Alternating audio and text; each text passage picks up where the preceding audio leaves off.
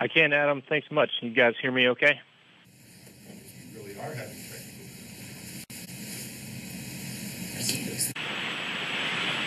technical. Can you hear me okay, Adam?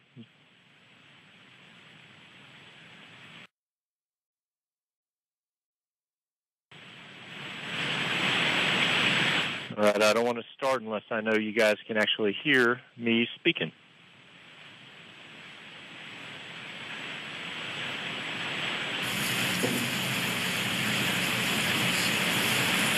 All right, 1, 2, 3, 4, 5, 6. I'm a good counter. Hello? I can't hear anyone on that end. No? Right. Could you guys hear me okay? We can hear you 5 by 5. Okay, great. All right. Good morning, everyone. Sorry about the technical difficulties, and while you can't see me, some of your colleagues visiting can. Just spent a couple hours with some of your compatriots here, but I'll give you some good stuff, even Stephen. So here we go. Progress in the brutal fight to clear fanatical ISIS terrorists from their self-proclaimed capital continues. The Syrian Democratic Forces have cleared about 55% of Raqqa, and despite the scores of improvised explosive devices emplaced by ISIS and the density of the high-rise buildings in the areas they are fighting in now, the SDF continue to pressure the enemy in advance. We've told you about the tough nature of the fight as desperate and fanatical terrorists cling to territory with no escape. They have had time to prepare for the end, and their plan is to make those fighting them to bleed for every inch of Raqqa. ISIS has had time to rig up thousands of fiendishly clever explosives and to dig extensive tunnels throughout the city. They are using these tunnels and improvised explosive devices to attack advancing SDF fighters, as well as non-combatants trying to flee their homes. In the last 2 days, ISIS mounted a planned counterattack through these tunnels, which the SDF managed to repulse. The few ISIS terrorists the SDF managed to capture alive, and the even fewer who have surrendered, show vividly their desperation. They are malnourished, emaciated, and many of them pocked with needle tracks from what is assessed as amphetamines they use to maintain their murderous fervor. As the SDF fights block by block, we've also gotten a better picture of one of the ways ISIS plans to hold on. They have centralized much of their operations and many of their fighters in the city's main hospital. They have fortified the complex, created tunnels for access, and are hiding among women and children who have nowhere else to go. The SDF are also determined and will take Raqqa from ISIS, but you can expect more brutal fighting, and it will not be any quicker than it will be easy. The coalition has continued to support the SDF by conducting more than 200 strikes this week alone, destroying more than 180 ISIS fighting positions, car bombs, and other various improvised explosive devices. Progress towards security for civilians and preventing ISIS resurgence strengthens with the growth of the Raqqa Internal Security Force. The RISF, a local partner force comprised of an Arab majority and local Raqqawis, continue to fill in behind the SDF to provide security in cleared areas. Another 180 local volunteers completed training this week in security procedures, small arms tactics, and the law of armed conflict, and became eligible to join the ranks of the RISF. And they weren't the only ones stepping up to fight ISIS either. More than 200 all-female volunteers also graduated from training course this week, and they will fill in and integrate with the SDF in the fight and operations in Raqqa. South of Raqqa, the east-west deconfliction line that runs along the Euphrates River is holding as regime forces remain south and the SDF forces remain north of that agreed-upon line. Moving to Iraq, the Iraqi Federal Police continue to conduct security operations in Mosul. To the west of Mosul, the coalition continues to support the ISF as they reset and prepare for follow-on operations in the Nineveh province.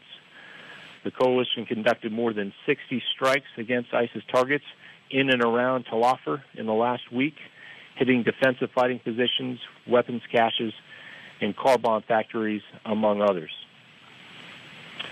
Earlier this week, while conducting operations to defeat ISIS, the coalition lost 2 of our own. Sergeant Alan Stigler, 22, of Arlington, Texas, and Sergeant Roshane Brooks, 30, of Brooklyn, New York. Artillerymen with the 82nd Airborne Division were killed while conducting a counter-fire mission against an ISIS mortar site when an explosion occurred. There is zero indication that this incident was a result of enemy contact. An investigation is underway. The Combined Joint Task Force Operation Inherent Resolve extends its most sincere condolences to the family, friends, and teammates of these courageous paratroopers. And with that, I'll now take your questions. We'll go to Joe Talbot from Al-Hurra. Thank you. Colonel Dillon, I would like to go back to what you mentioned in your opening statement about 200 airstrikes in Raqqa this week. Is this a big number that we haven't seen in the past? This, the strikes, as you have full access to in our strike releases, those are that is higher than the normal what we have seen in the past, and a lot of that can be said because we are now fighting not exclusively in Raqqa, but that's where the priority is. And as we see the Iraqi security forces reset, those assets that were used for both Raqqa and Mosul are now being used towards Raqqa as a majority. So, yes, there has been an increase to support the fight right now in Raqqa. Quick follow-up, Colonel Dillon, in regards to the RISF, the Raqqa Internal Security Forces. Could you give us more details about this new force and where the training is happening? Maybe you could share some details with us on that. Sure. The Raqqa Internal Security Force, they are established to provide security to these areas after the SDF has fought and cleared from ISIS areas. The Raqqa Internal Security Force, they are from the local area, and they receive about a week's long worth of training from coalition forces that include first aid, law of armed conflict, setting up and manning checkpoints, and also temporary detention operations so that they can be handed off to judiciary councils from the area. They work for the Raqqa Civil Council, and as I stated before, they are they're local, they're Raqqawis. They're also they're representative of the population and the demographic of Raqqa. About 80% of the RISF is Arab, and about 20% are Kurds. I don't know if that gives you a comprehensive enough answer. If you want, I'll try to answer another one for you if needed. From Washington, Colonel, based on your comments at the top of your opening statement that some of our colleagues are there, I'm surmising you're enjoying a visit from a senior official. Can you tell us who that official is and what the purpose of the visit is there? It is General Votel, and he comes through here pretty regularly to meet and get updates on what is going on in the CENTCOM region. And this is why he's here. He's meeting with delegates from the government of Iraq and from commanders on the ground to do just that, to get an assessment. This is a regular and somewhat a routine thing for General Votel. Can you tell us any more about what he's going to be doing while he's in the region, or is that all under wraps at this point? I'll just limit it to what I had said prior. I will leave it to CENTCOM to address his overall plans. I just know that I can address what he's doing here with us during this time. to the gentleman. Yes, thank you. Wyatt Goolsby with EWTN, the Catholic Network. Colonel, can you tell us a little bit more? You mentioned Tal Afar. Can you talk a little bit more about the significance of that town? Obviously, it's not one that's as big as Mosul, but what is the strategic importance of Tal Afar? Why is it important that the Iraqi military retake it, and how close are they to really being able to retake it?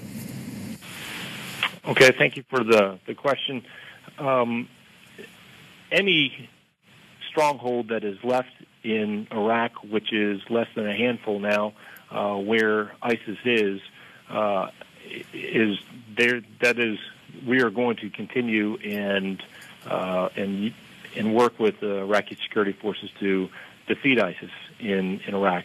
As far as strategic, as far as overall importance, I would just say that the Iraqi security forces determined that this was where they want to defeat ISIS next. I think a lot of it has to do with the proximity to where it sits in relation to Mosul and where we just finished operations there to defeat ISIS.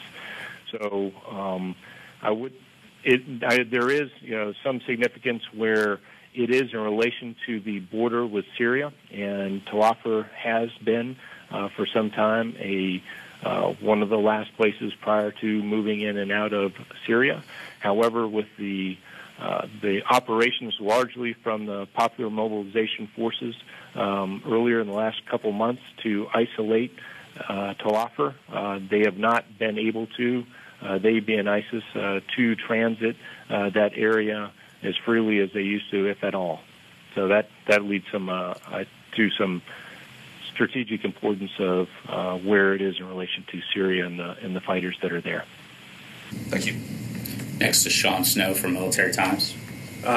Colonel, thank you for doing this. Kurdish fighters have discovered ISIS caches with Turkish versions of U.S. M72 Law anti-tank rockets in Raqqa.